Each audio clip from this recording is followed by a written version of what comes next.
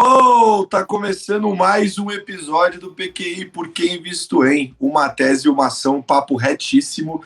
E esse PQI vai ser muito especial por dois motivos. Primeiro, porque a gente vai falar sobre uma ação nem um pouco óbvia, do jeitinho que a gente gosta, e também porque vai ser provavelmente o nosso primeiro programa com dois convidados aqui, dividindo a tela com a gente, dividindo a mesa conosco, para falar sobre essa ação.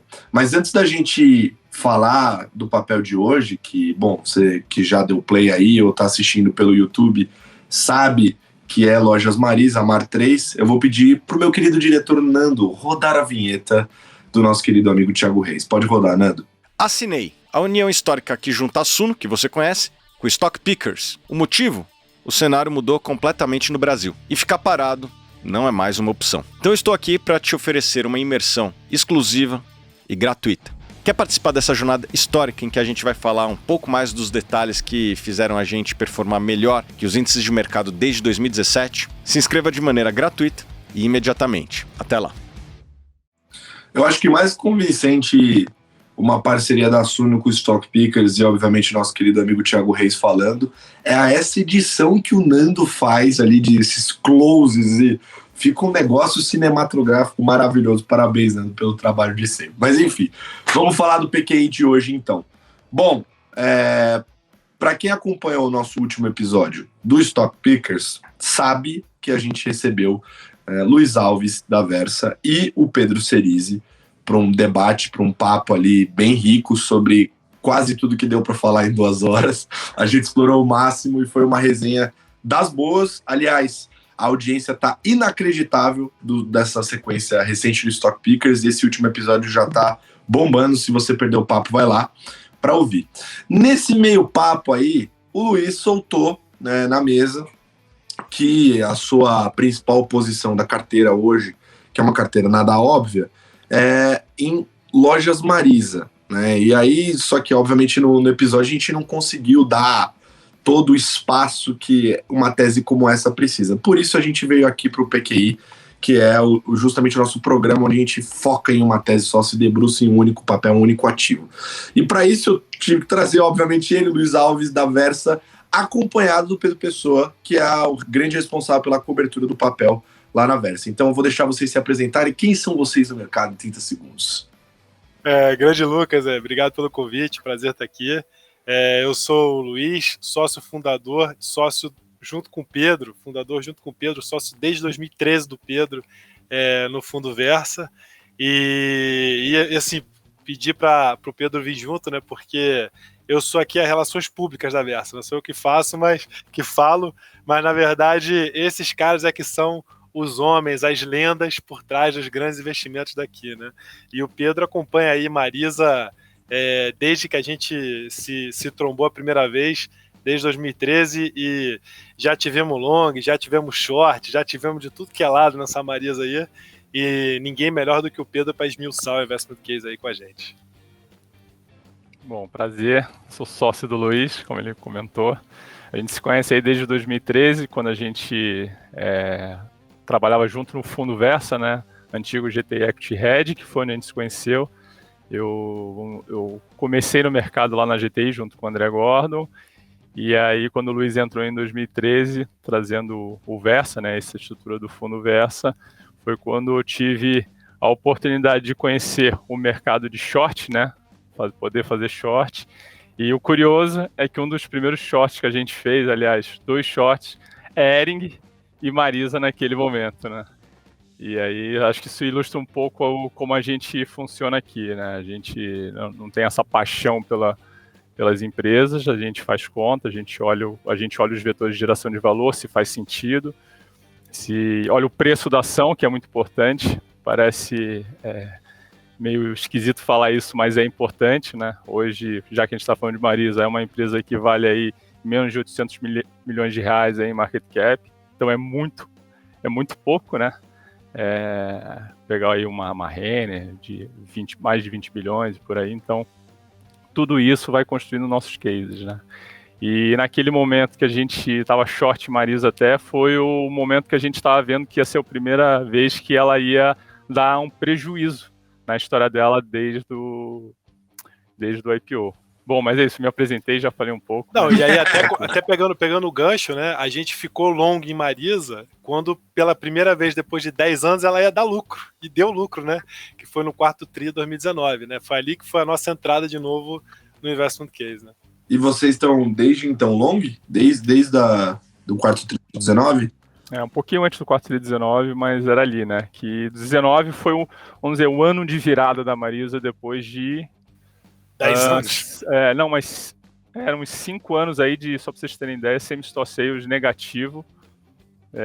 Então foi o primeiro ano onde ela deu todos os trimestres um same-store sales positivo e a empresa começou a entrar nos eixos, né? Entrar nos eixos, eu digo, entender o seu público-alvo, reestruturar aí sua cadeia de fornecedores, voltar à sua proposta de valor, que é ser uma empresa, um varejo vestuário para classe C, né?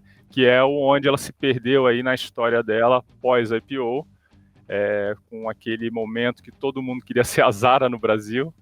Então ela, como outras aí, se perderam nesse movimento de puxar o preço, né, de crescer mais modal, ser push and pull, ser fast fashion, e aí perdeu, né, a sua raiz, né, o público onde ela sempre andou muito bem, né, que é o público classe C. Então é um pouco essa história da Marisa que a gente gosta, essa história que a gente está comprado, né? É uma história onde ela até briga menos do que parece para o público em geral do que com a Renner, com a Riachuelo ou C&A, né? Ela realmente é a classe C, de novo, ela voltou para sua raiz, que é ser a classe C mesmo, né? Focar nesse público que é muito grande, que tem assim um mar, assim, uma oportunidade incrível de capturar, né? É um público que obviamente sofre mais no macro, né? E aí você até comentou com a gente no início de falar os riscos, né? Então já bota o risco aqui, que o risco é o macro, né? E você vai falar, ir para frente, pô, o macro, olha o que aconteceu nos últimos 2 anos, né? Se tem coisa pior que isso, o Brasil sempre surpreende negativamente, mas assim, tudo já está na mesa. Então, até é por isso que reflete o preço da ação. Mas o grande, vamos dizer, onde drive assim, algum risco é esse macro, que é um macro inflacionário, né, que acaba com a renda, né, desse público, né, classe C. E é aí onde a Marisa sofre mais.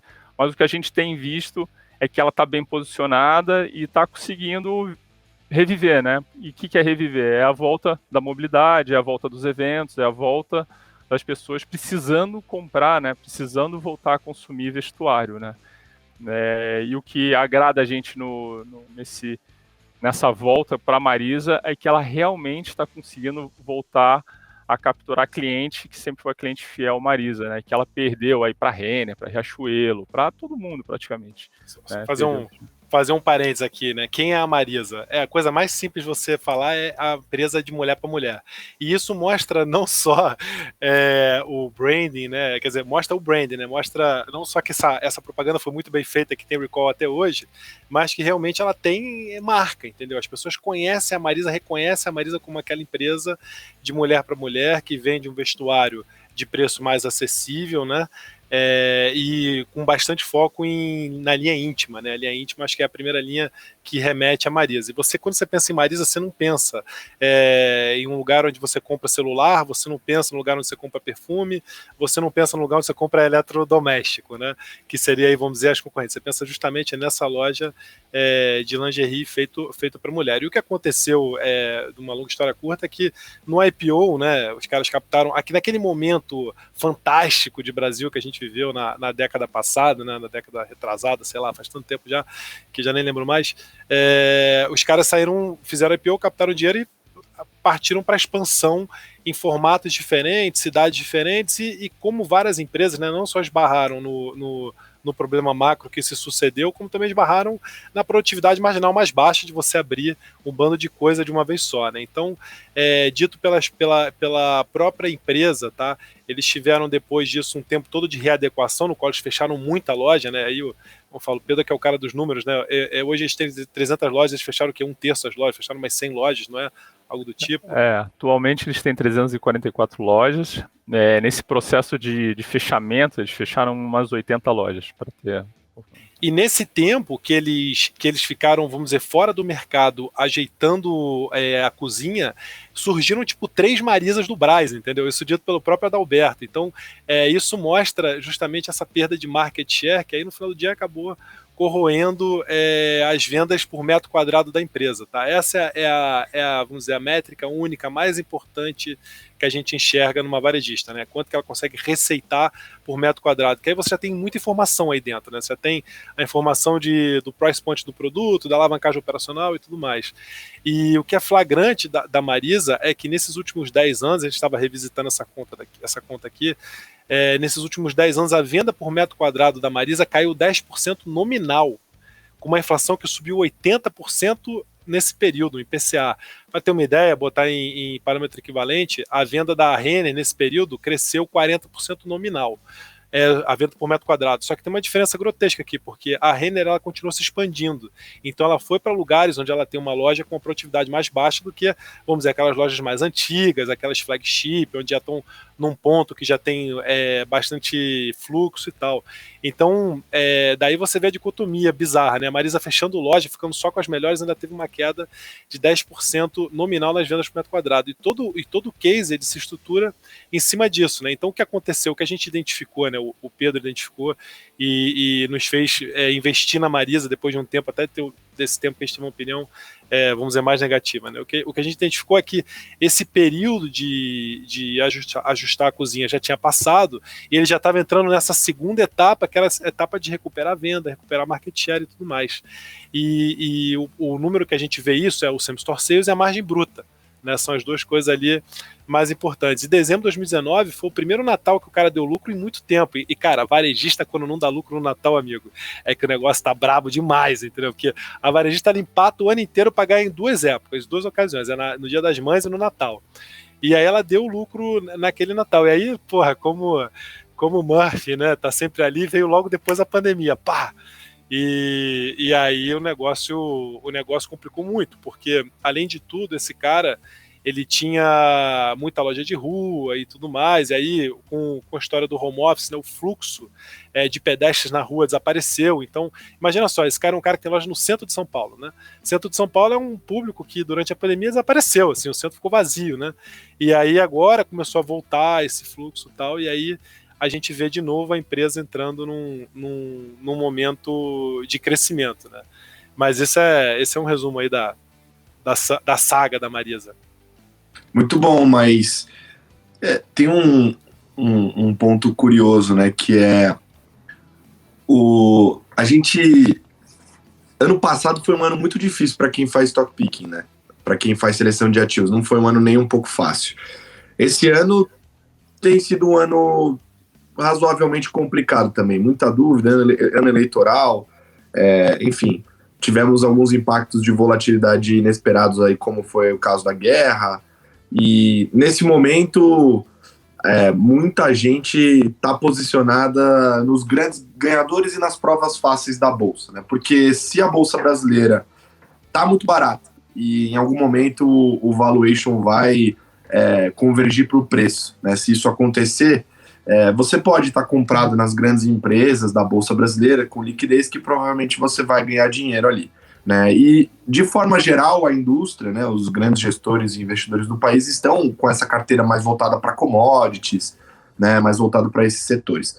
Vocês, na Versa, como sempre, com essas opiniões bem diferentes, né, até na carta de vocês ali, que inclusive foi uma das cartas citadas no Carteiros do Condado, que saiu nesse último domingo, eu falei ali, vocês estão com uma carteira bem diferente, né? Voltada para varejo, principalmente, né? Tem uma outra posição relevante ali, tipo um Bradesco, dentro dessas maiores, mas ainda assim voltada para o varejo e com uma posição específica grande numa empresa que, como vocês falaram, de valor de mercado, 800 milhões de reais, né? Não deve ter uma liquidez tão grande. E o que vocês estão enxergando, assim, para essa companhia daqui para frente? Ainda mais colocado plotado nesse macro mais desafiador. Tá, deixa eu dar um passo atrás então, Lucas. Quando a gente fala de varejo, tem vários varejos, né? Perfeito. Tem o varejo vestuário, Tem um varejo aí eletroeletrônico, que eu vou colocar Magazine Luiza, Via Varejo. Tem um varejo das farmácias, das drogarias. Tem um varejo alimentício, Grupo, Carrefour. Dentre todos esses varejos, assim, o que a gente busca nessa nossa carteira é um varejo que tem marca. O que é ter marca? É onde o produto tem um valor agregado que se reflete na margem bruta. Então, quando você olha esse varejo que a gente está falando de vestuário, ou de uma Vivara que a gente quer de joias, a gente está falando de margens brutas acima de 50%. E isso, no final das contas, colocando capital de giro, CAPEX, imobilizado e tudo mais, se transforma num ROIC muito interessante, que a gente gosta muito, que são ROICs aí que podem chegar até 40%, tá? No caso, hoje, a Vivara, por exemplo, que é de joia, está dando um ROIC desses 42%, tá? Por isso que a gente gosta desse tipo de varejo. Eles dão retornos muito atrativos e quando eles acham um vento a favor de expansão, eles conseguem entregar, né, reinvestir esse dinheiro com esse ROIC muito grande, então, naturalmente, gera muito valor para o acionista, tá? Quando a gente está falando de outros varejistas, são ROICs mais apertados, a gente está falando de 10%, 8%, são coisas assim, aqueles ajustes muito finos, né? E que um erro pode ser fatal. Então, tipo supermercado. Supermercado, não, própria drogaria. É que assim, a Raia Drogazil é um sucesso incrível, assim, é impressionante o que eles fizeram ali. Mas é um caso, né? Quando você pega o varejo vestuário, tem trocentos casos de gente que ganhou muito dinheiro.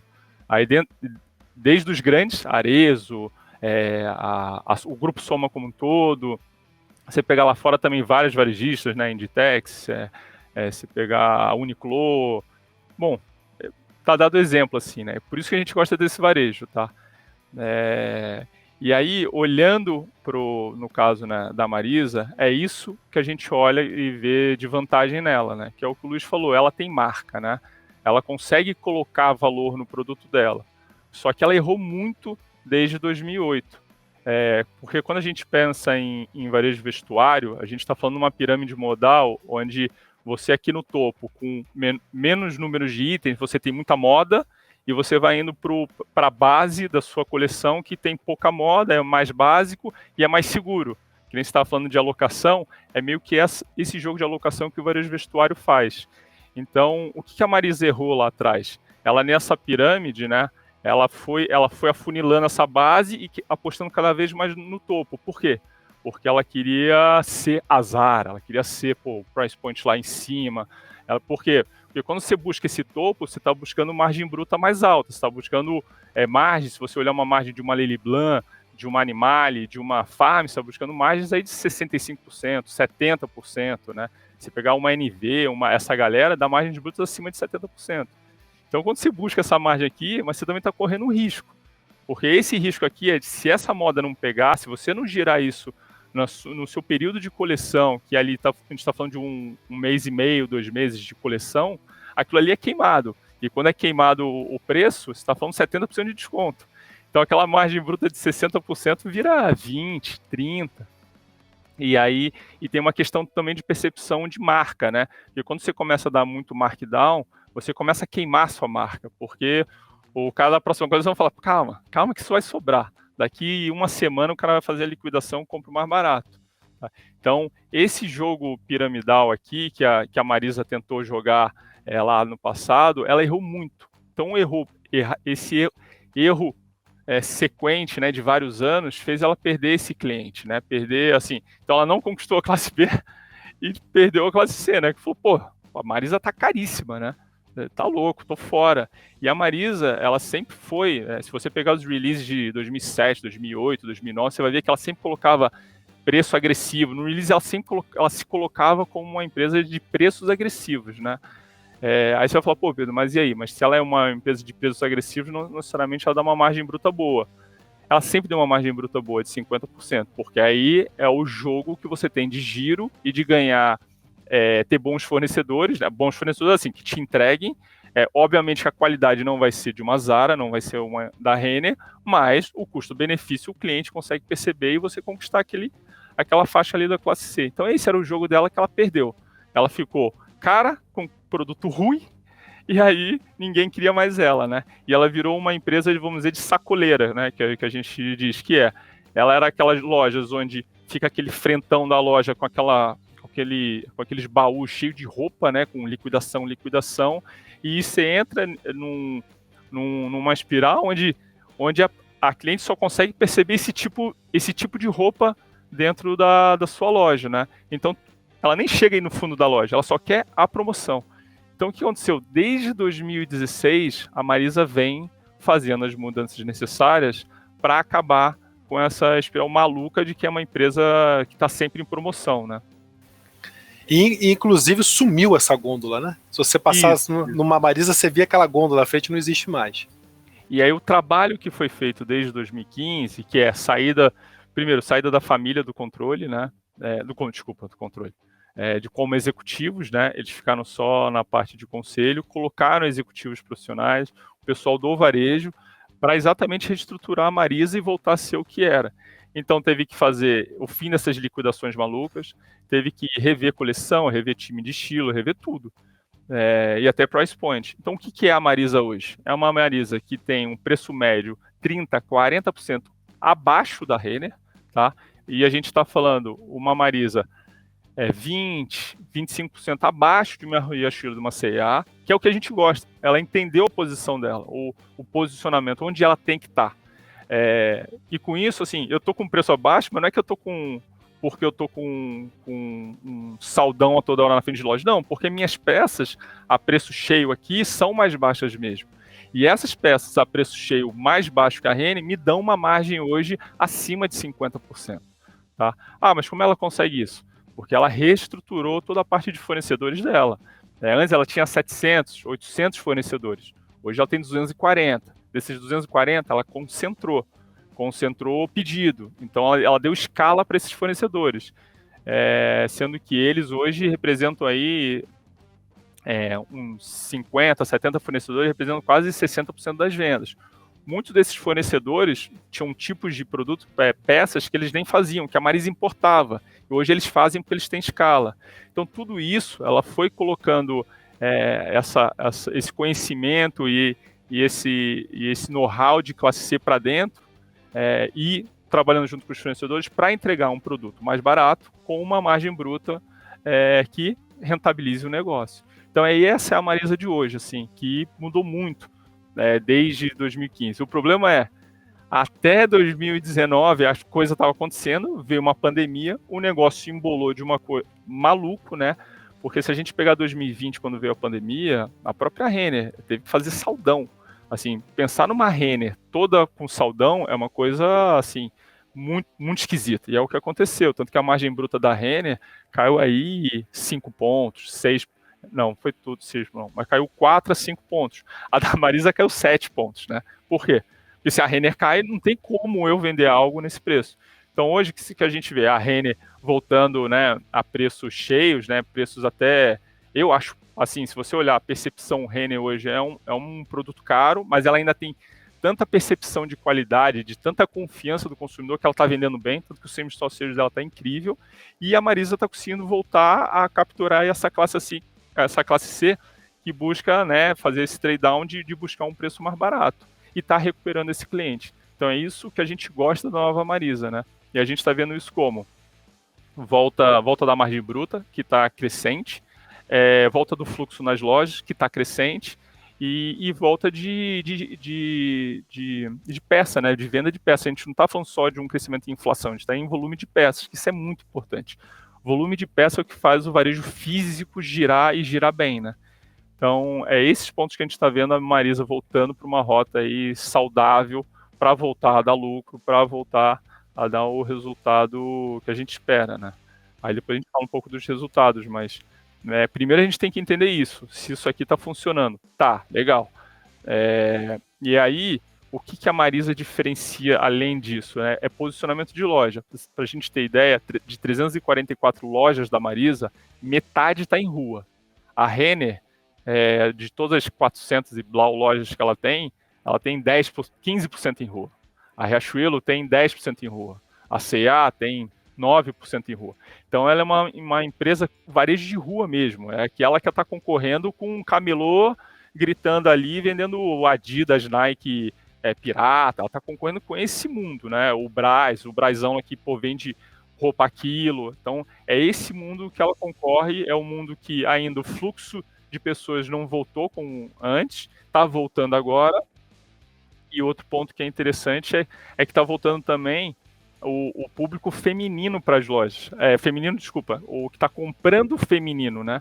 Porque o que a gente vê até agora da Marisa é uma melhora no masculino, melhora no Kids, né? Que são toda a coleção para criança, é a melhora em lingerie, muito a lingerie voltou assim, voltou a ser top of mind. E o que faltava era esse feminino. O que é o feminino? É o feminino, principalmente o feminino 1, que é a mulher que vai para o trabalho, que vai para balada, que vai para eventos no geral. E é esse feminino que está ganhando corpo de novo, que é o que sustenta mesmo uma produtividade melhor, uma margem bruta boa.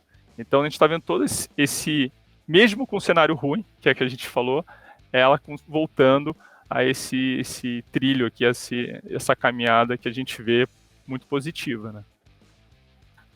E aí a gente só falou até agora da parte de cima do DRE, né? Da receita, né? E a gente nem falou do resto, mas o grande lance de Marisa é que justamente como a empresa está empatando aqui embaixo, né? Qualquer incrementozinho marginal pequeno no top line faz com que o lucro dela cresça muito, né? Então a gente está falando de uma empresa assim, grosso número, tá? Que hoje dá 0-0, que tem um market cap de 700 milhões de reais, dos quais 600 milhões aí vai crédito fiscal, né? Então é uma empresa que tem um market cap ultra deprimido e que tem um lucro potencial, depois a gente pode explorar a conta se você quiser, de uns 300 milhões de reais, assim. Então amanhã, passado, sei lá, 2 anos, a gente pode acordar com essa empresa, se ela não se mexer, né? Negociando a preço-lucro de meia vez. Uma coisa que não faz o menor sentido, né? Então por isso que a gente gosta e se aventura nesses cases com uma posição, vamos dizer, um pouco maior, né? Primeiro, porque a gente tem todo esse domínio, a gente não, o Pedro, né? Tem todo esse domínio aí que você tá ouvindo do que está acontecendo lá na operação. E aí que eu falo que a nossa abordagem como empresa é uma abordagem de sócio, né? Não é uma abordagem de financista, né? De ficar fazendo conta. A gente está lá olhando e entendendo como é que esse negócio gera lucro bruto, né? E depois a gente vê justamente uma simetria gigantesca de valor para a empresa com o negócio dando certo. Então, assim, vamos partir para o lado do risco, né, do outro lado. E se o negócio der errado? Se o negócio der errado, essa é uma empresa que hoje tem aí crédito fiscal de 600 milhões, tem um prejuízo acumulado de R$1 bilhão, ou seja, só essa massa falida por si só já tem algum valor, tá? Então, vamos dizer, ela está perto do que a gente definiria como um base value, né, um valor a partir do qual você já tem muita oportunidade, né? E é muito difícil tangibilizar isso. Ainda mais uma empresa como a Marisa, que pode ficar 10 anos perdendo dinheiro, e aí transformar isso tudo num valor mais baixo, né? Mas o mercado é competitivo, os concorrentes têm caixa, então assim, eu não duvido nada que no momento que ela se torne um ativo, se um dia ela falar assim, eu desisto, alguém vai lá e compra essa massa falida para se aproveitar desse crédito fiscal e tudo mais. Mas a gente não vê esse cenário se materializando. Se a gente vê esse cenário se materializando, a gente estava bem longe das ações, tá? O cenário que a gente vê, mas que a gente está vendo acontecer, não é que a gente está elocubrando, não, é o que a gente está lá no número, é só olhar o release do tri passado, né? É que nem o Pedro falou, o Same Store Sales voltou a recuperar, a margem bruta voltou a expandir, e aí, isso aqui continuando, o efeito da alavancagem operacional é gigantesco. Por quê? Nesse período todo que a gente falou, os salários continuaram crescendo. Ele fechou loja, só que o número de funcionários por loja até diminuiu num processo de otimização, mas não caiu na mesma proporção. Então isso tudo faz com que as lojas pararam de dar resultado, né? E essa base de custo ela vai continuar constante também com a loja crescendo. Você não vai precisar de mais funcionários para poder vender mais. Ainda mais que nem o Pedro falou, se você aumenta a conversão por pessoa, né? Então, assim, se a pessoa que levava uma peça passa a levar 3 peças, isso é EBITDA na veia da companhia, né? Ela não gastou nada mais para isso em termos de despesa de vendas e administrativas para ter essa receita a mais. Então, só para exemplificar esse SG&A, né, que é a despesa de vendas gerais administrativas, né? Por que ela tem uma alavancagem maior do que outras varejistas? Porque tem duas despesas aqui que pesam muito, né, em qualquer varejista, que é folha e aluguel. O aluguel, quando é no shopping, você tem aquela questão do aluguel fixo mais um percentual sobre as vendas, que quando você vende mais, você meio que dá uma parte para o shopping. Então ela já tem em rua. Então ela não tem isso. Então o aluguel dela, quando você pega a composição de lojas, ele é fixo. Então ela já tem essa alavancagem. Pessoal, ela tem uma questão das vendedoras ali, gerentes de loja, onde praticamente não tem comissão, tá? Ela é um salário fixo, né, tem alguns bônus, mas não é comissão. Ao contrário de uma Vivara, onde boa parte do salário de uma vendedora Vivara, mais de um terço, aí é comissão. Então, a Marisa aqui, ela tem uma despesa praticamente fixa mesmo. Então, tudo que a gente está vendo melhor de top line, tanto em receita e também em margem bruta, né, que é lucro bruto, isso se converte quase que 100% ali no EBITDA dela, tá? Por isso que a gente vê, se ela pegar esse vento a favor e conseguir surfar bem um semi-sócio constante e uma margem bruta melhorando, a gente vê um EBITDA varejo aí voltando muito forte. E aí o que ajuda ela a dar um resultado líquido no varejo muito bom? Porque como ela acumulou prejuízo fiscal, né, ao longo desses anos no varejo, ela consegue abater esse prejuízo nesse resultado do varejo. Porque mesmo ela tendo uma financeira, são CNPJs diferentes. Então, tanto que se você olhar o resultado da Marisa, mesmo ela dando prejuízo, você fala, como é que ele está pagando IR se ele está dando prejuízo?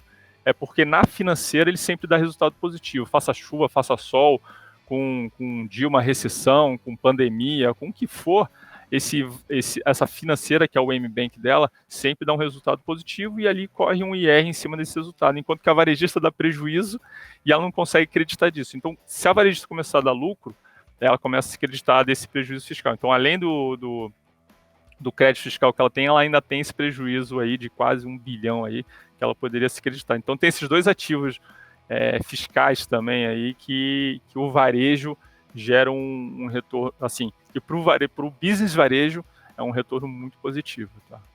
E a gente não falou do banco, só fazer a gente não falou do banco. O foda, Colasso, quando a gente gosta de papel, você vai ficar aqui falando até 10 horas da noite. Mas isso é irmão. interessante, porque acho que você fala Marisa, as pessoas meio que vão fazer esse link de, beleza, aquela loja do Brás, ou aquela loja de rua aqui na minha cidade que tem uma gôndola na frente. Bom, a gente vê que já não é esse case, mudou completamente, é uma empresa com muito mais personalidade e gestão profissional. Então, Exato. Pelo que vocês falaram, é um turnaround, né? Esse turnaround, na opinião de vocês, ele já foi feito ou ainda não? Só fazer um parênteses, só fazer um parênteses aqui. Um dos caras que a Marisa trouxe nesse ciclo foi o Alberto Con. Tá, Alberto Con é o vice-presidente de comercial lá, é o cara responsável ali pela operação de chão de fábrica. Esse cara fez o turnaround da Pernambucanas. Então, assim, de fato é difícil você fazer um turnaround, só que esse cara já teve uma experiência positiva nesse sentido, né? E aí, só fazendo um parênteses dessa outra parte que a gente acabou não falando, que é o M-Bank. O M-Bank é um reloginho que gera de 100 milhões de resultado todo ano, com nesse cenário ruim, entendeu? E é um banco super bem operado, com, vamos dizer, um investimento global em tecnologia, o caralho, muito menor do que os concorrentes. Isso é uma coisa que ficou flagrante nesse primeiro tri, a diferença de capex de tecnologia que fez ela e fez a Riachuelo, que é uma outra investida nossa aqui. A Riachuelo gastou uns tubos de dinheiro para entregar no final do dia um aplicativo, um banco que é muito similar ao da Marisa. E inclusive a percepção do cliente da Marisa é melhor. Quando você olha a avaliação dos dois aplicativos na App Store ou na Play Store, né, que é do Android, você vai ver que a Marisa tem uma avaliação melhor ainda. Então, isso ainda é mágico, assim, eu acho muito bom do case. Os caras fazem muito com pouco. Entendeu? Os caras sabem realmente não desperdiçar. Foi mal, Pedro. Não, já que você tocou no aplicativo, não é avaliação só em relação ao Riachuelo, tá? Se você pegar o aplicativo Marisa, se eu não me engano, ele tinha a melhor nota em relação a Renner, Riachuelo, C&A, Pernambucanas. Era o melhor. Hoje está todo mundo muito igual, mas era com um capex, né, baixíssimo, né? Assim, a Renner, só para vocês terem ideia, o capex da Renner anual é o que é o market cap da Marisa hoje, né? Então, é esse o tamanho vamos dizer, da loucura que a gente está falando aqui. E, assim, o aplicativo Marisa, assim, é um aplicativo que tem tudo, né? Então, todo mundo fala muito de ecossistema, mas tá lá, tá? A Marisa varejo, tá lá a Marisa Financeira, que é o M-Bank, e tá a Marisa Conteúdo, que é o blog dela, que ela explora junto com as influenciadoras. Então, tudo num aplicativo só. Enquanto todas as outras estavam tentando encaixar um no outro, ela sempre teve isso, né? Então, assim, eu acho que a gestão ali do time que está hoje na Marisa é uma gestão, assim, fazendo muito com muito pouco, tá? Até olhando o que aconteceu na pandemia, né? Impressionante o que eles conseguiram entregar, tá? Mas, eu, assim, em termos de turnaround, você perguntou, em 2016, 2017, eu não lembro muito bem o ano, eles mapearam 300 ações que eles precisavam fazer dentro da companhia. Essas 300 ações foram feitas, tá? Assim, diversas coisas, como eu já tinha comentado dos fornecedores, mas coisas mais simples como mudar processo de fila, por exemplo. Uma das reclamações da Marisa, lá em 2017, 2018, era que a fila na loja demorava muito. Aí quando eles foram entender o porquê, é que para fechar uma compra, o operador de caixa, ele tinha que apertar, em média, 30 ou 40 teclas, tá? Aí eles viram que poderiam otimizar aquilo em apenas 8.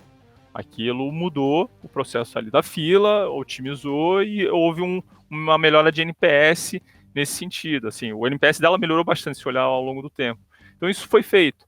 Só que agora o que está sendo feito é essa melhor análise de loja a loja, profundidade de cada coleção, visual merchandising, que é como expor aquilo na vitrine, na loja, entender, trabalhar melhor as seções da loja, né, com momentos de vida diferentes, né? Tem aquele momento, vou sair para balada, momento, vou para o trabalho, momento, estou em casa. Então é esse tipo de coisa que o Com, né, tá mexendo e que está surtindo bastante efeito, mas assim, é o que a gente falou em termos de produtividade de loja, enquanto que uma Renner dá, mais ou menos a produtividade dela é em quase 14 mil reais receita líquida, né? 14 mil reais por metro quadrado. A gente está falando de uma Marisa abaixo de 6 mil, né? Dá 5.700. E a gente imagina que 5.700 nunca vai ser os 13 da Renner, esquece. Historicamente jogo, era só 40% abaixo, né? Isso, assim, mas a gente imagina que esse 5,5, 6 da Marisa deve partir para uns 7,5, 8 mil reais o metro quadrado.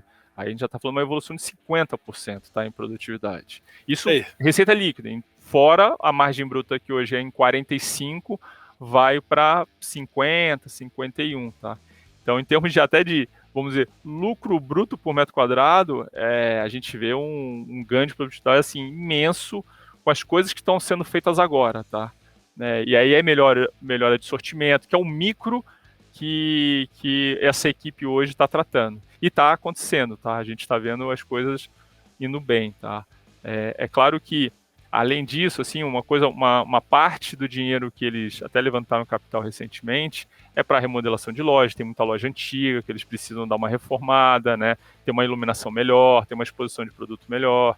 Então, isso vai acontecendo, não é que acontece do dia para a noite, isso é um processo de 3, 4 anos que a gente espera capturar, né? Assim, 3, 4 anos ficar por 10, tá tudo certo. Assim, é que uma coisa que a gente entende, Lucas, assim, que às vezes na nossa ansiedade de mercado financeiro, acho que as coisas acontecem na planilha do dia para a noite, é que na empresa as coisas acontecem, são ciclos, né? São ciclos de 5 anos, coisas de 10 anos, né, para mudar o jogo, né? E é o que acontece mesmo. Então, ficar olhando um trimestre, ficar operando um trimestre, não é o que a gente faz na Versa, tá? Eu não estou criticando ninguém, mas assim, a gente não vai olhar um trimestre e tomar uma decisão de sair ou não sair de uma posição, né? A gente vai sempre vendo como é que está acontecendo aquele filme, né? Assim, a pandemia deu uma embaralhada do que a gente esperava, mas, voltando agora à mobilidade, voltou o que ele estava fazendo em 2019. Voltou então, tudo, o papel está 80% abaixo, a gente compra mais. Exatamente. Toque, né? Exatamente. Então, uma coisa também legal de comentar, que eu acho que é relevante para um case desse, que é a entrada do Ricardo Goldfarb no conselho, né? Porque sempre houve muito essa cisma com a família na administração da empresa, que no passado não foram bem e tudo mais, e o representante da família no conselho era o Márcio Goldfarb, né? São dois irmãos, né? O Márcio e o Décio. E o Ricardo Goldfarb é o filho do Décio, né? E é um cara jovem, assim, que nem nós. Ele empreende, enfim, em muitas outras empresas, né, em startups e tal, com uma visão, porra, pró-mercado e tal. E eu acho muito importante que a entrada dele no conselho, eu acho que marca aí não uma mudança de visão, mas uma complementação na visão, né? Então não fica só aquele membro da família antigo, com aquela cabeça antiga, e entra um cara com uma visão mais moderna aí, que também representa aí a maior parte dos acionistas para contrapor isso e colaborar, né? Então, assim, cara, assim, é doido, porque você olha o prestação e fala, pô, tá dando tudo errado, né? Mas não tá assim, tá tudo caminhando de acordo com o que estava acontecendo antes da pandemia. E com algumas melhoras na margem, né? Então por isso que a gente continua confiante e aí aproveitou essas oportunidades para aumentar a posição. O aumento de capital a 13 e pouco a gente aumentou para poder ter acesso às opções, né? Que são as opções de um segundo aumento de capital. E enquanto as coisas continuam caminhando na direção que a gente precisa ver caminhar, a gente continua acionista e vai aumentando para baixo. Acho que fica claro, né, que para você ser acionista dessa empresa, você vai precisar ter um pouco de paciência, né? Porque além dessa história toda de turnaround que vocês citaram, no fim do dia no mercado financeiro tem uma força muito importante que é a força do fluxo, né? E por um papel desse se mexer, você precisa ter casos de análise olhando, recomendando, né, olhando para o papel, e outros players também comprando o ativo, né? E aí, num momento como esse, que, como a gente citou anteriormente, a galera acaba buscando a prova mais fácil, né? E aí acho que meio que essa energia fica dissipada ali no topo da bolsa. Pode ser uma boa hora de você montar a posição, porque o papel fica meio esquecido, ninguém fala dele e tal. Uma hora a galera vai parar para olhar o demonstrativo de resultado e vai falar, opa, peraí, o que é isso aqui? Tem alguma coisa interessante aqui, né? E negociando a um valor de mercado extremamente baixo, e obviamente com as melhorias que vocês falaram de entrega, né? Se ela continuar melhorando projeção de lucro, esse valuation dela vai se descontando cada vez mais pela melhora da companhia, né? Então, como diria um investidor amigo nosso, esse é mais um case strike ou canaleta. Não tem aquelas coisas de derrubar 5 pinos, não. É strike ou canaleta, entendeu? E até complementando, você não perguntou no Stock Picker, mas eu fui propositalmente com a camisa escrito Long Term Brave Investors, né? Investidores de longo bravo, valentes investidores de longo prazo. E essa camisa, na verdade, é uma história engraçada, porque isso veio no Natal de 2019, não foi, Pedro? Que a Hering soltou um resultado horroroso, velho, horroroso. No dia seguinte, o Tobias, né, analista lá do Citi, soltou um relatório escrevendo assim, o resultado de Hering foi muito ruim, mas as coisas continuam andando, Hering é investimento para um long-term brave investor. Aí o Pedro, no dia seguinte, chegou aqui na Versa com várias camisas escrito long-term brave investor e saiu distribuindo para todos os sócios, entendeu? Então, eu tinha que ajudar a receita da Hering, né, naquele momento. Ele foi na Hering do Morumbi, que dá para customizar a camisa, customizou uma porrada de camisa, veio aqui e entregou. E isso é muito a nossa filosofia mesmo, né? E Marisa é mais um case para long-term brave investors. Para nossa audiência que gosta desse stock picking mais aí, isso é um prato cheio, né? Porque não só se torna sócio da companhia, como num resultado ruim vai lá compra uma camiseta para ajudar nos números e se manter fiel à tese. Muito bom. Mas só para a gente deixar bem martelado na cabeça de todo mundo que está escutando a gente aqui, o que vocês estão olhando para financials, assim, então, em termos de valuation, né? O Luiz chegou até a pincelar ali que o negócio pode chegar a negociar meia vez lucro, né? Enfim. Mas o que vocês estão olhando para... Calma. Porra, Luiz. Então vamos lá. Tem muita pessoa física que olha, né? Primeiro, é uma empresa que continua dando prejuízo. Isso é importante dizer. As melhoras estão vindo. Então, para esse ano, ainda é uma empresa com prejuízo. O que a gente vê em termos de potencial de lucro, que essa empresa pode gerar de lucro. Aí, se é daqui a 3 anos, 4 anos, é difícil dizer. E a gente vai vendo como esse filme vai desenrolando. Mas é uma empresa que pode dar 300 milhões de lucro no varejo, somado a 100 milhões de lucro no M-Bank. É essa companhia que a gente enxerga se tudo der certo. Brasil, case de turnaround, é por isso que a gente fala que ele brincou do strike canaleta, pode continuar dando prejuízo, tá? Então, esse tipo de assimetria que a gente vê, assim, se a empresa entregar, pelo menos os seus 200 milhões, é uma empresa que a gente entende que tá relativamente barata, tá? Esse é o nosso ponto aqui. Se ela entregar 200 milhões, ela vale entre 3 e 4 vezes mais. Pelo menos.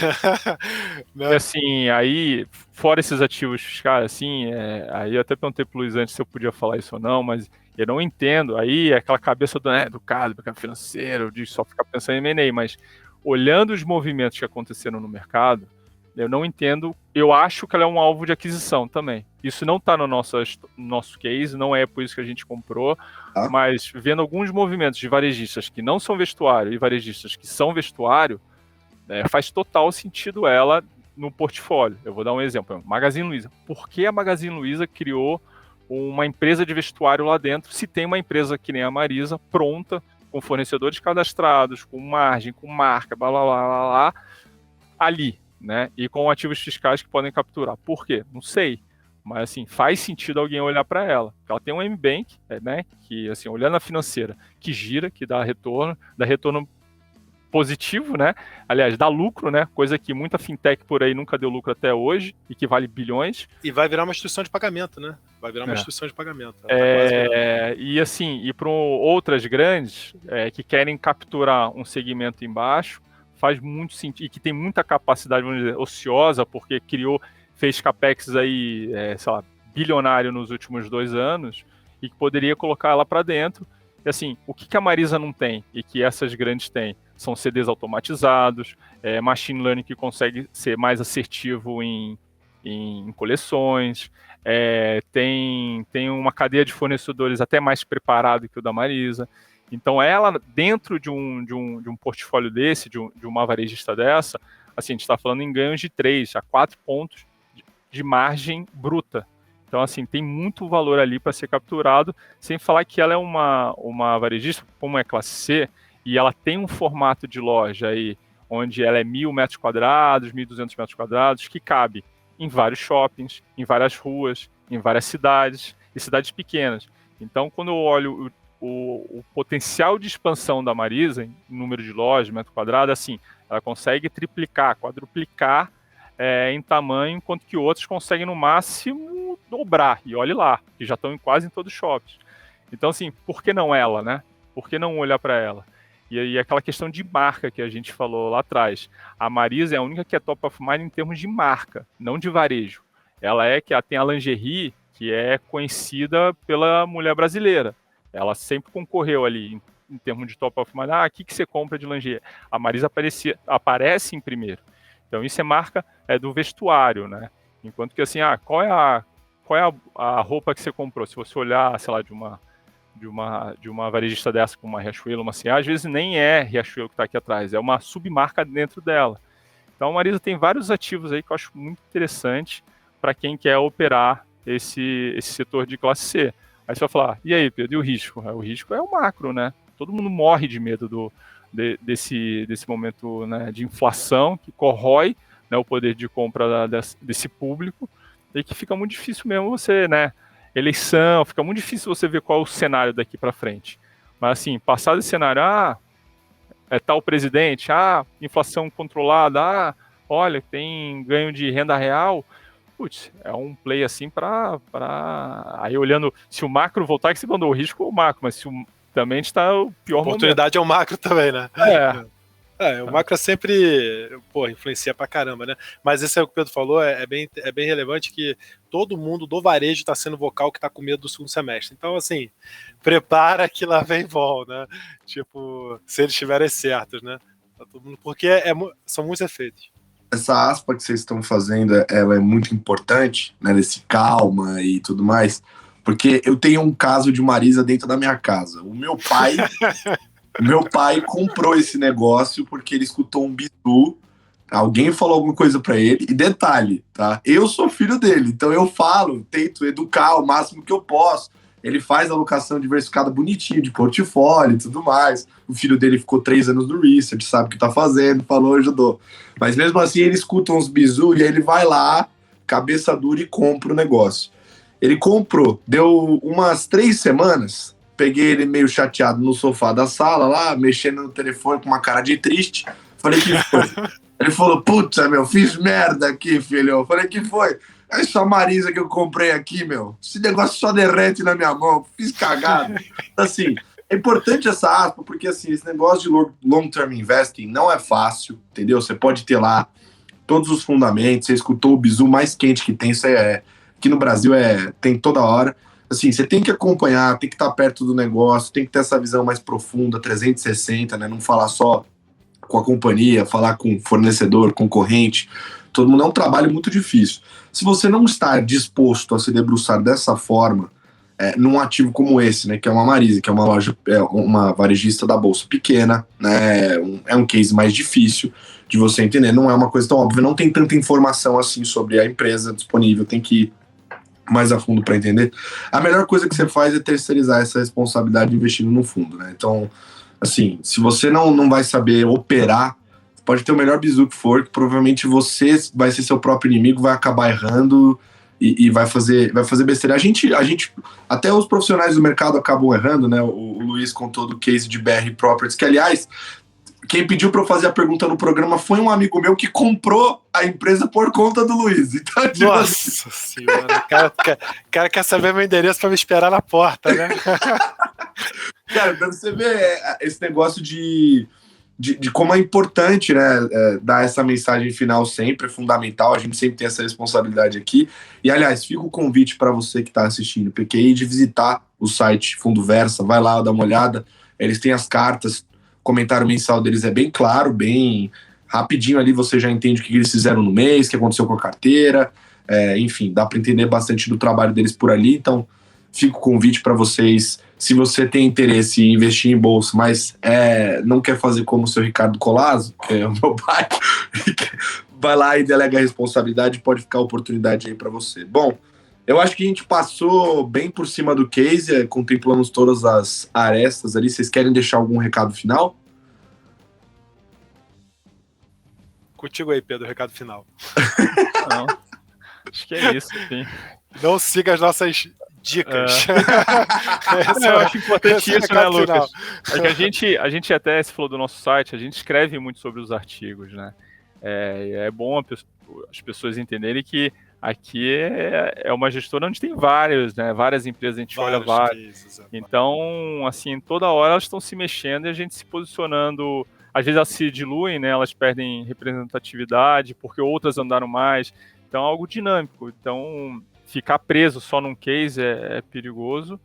E dentro dessa gestão, né, acho que o Luiz comentou, né, no Stock Pickers que ele fez com vocês aí, com o Pedro Cerizzi, que a gente tem desde a Soma, que está lá na classe AA, a Marisa. Assim, então você vê que dentro da gestão do portfólio, a gente está buscando coisas dentro do vestuário muito diferentes, né, são players muito diferentes. A Soma não tem nem, não tem esse jogo de financeira, é um outro jogo, né, é um outro motivo que a gente está comprado lá. Então, você, pessoa física, é bom saber fazer essa gestão e não entrar no bizu, né? Porque se tem uma coisa que a gente não faz aqui dentro é bizu, porque não dá. Senão você vai... É muita informação, você hoje é bombardeado de tanta informação que operar isso fica uma coisa maluca, né? É que nem a gente, fui lá no Shopping Morumbi, tava bombando a loja, oi, daí? Isso quer dizer nada. Não, pelo contrário, quando vê alguém e fala assim, cara, tem uma coisa de Marisa pra te falar, eu saio correndo, mano. Eu não quero ouvir o que ele tem pra me falar. Primeiro que se for coisa boa, eu não vou poder operar em cima, né? Porque você pode ter informação privilegiada, você não pode se beneficiar dela. E se for coisa ruim, eu vou ficar cabreiro pra caralho, pensando, isso aqui então eu corro, velho. Não quero ouvir nada, tá ligado? É verdade. Faço direto. Muito bom. Boa. Queria agradecer vocês dois por participarem desse episódio aqui. Ficou show. Verdadeira aula sobre Marisa. A gente contemplou todas as partes da tese do porquê que a Versa tem uma posição tão relevante hoje na companhia. Vocês sabem que toda semana tem episódio do PQI. Semana que vem tem mais. Um beijo. Tchau. Valeu.